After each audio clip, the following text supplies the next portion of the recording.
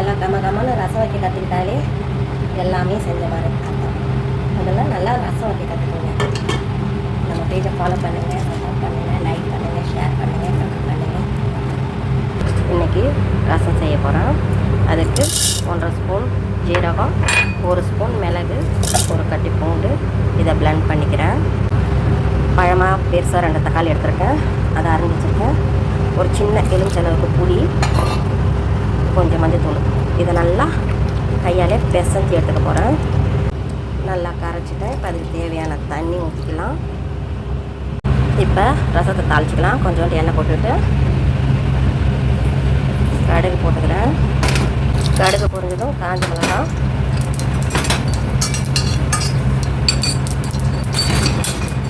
மிளகு ஜீரகம் அரைச்சி வச்சுக்கோங்க, அதையும் இதிலே போட்டுடலாம்.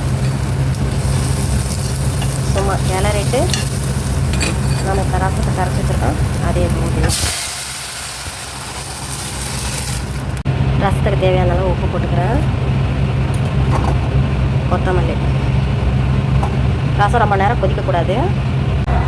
அப்புறமா இந்த அளவுக்கு வரும்போது கொஞ்சமாக பெருங்காயத்தூளை நம்ம போட்டுட்டு ஆஃப் பண்ணிடணும் அடுத்த. ஓகே.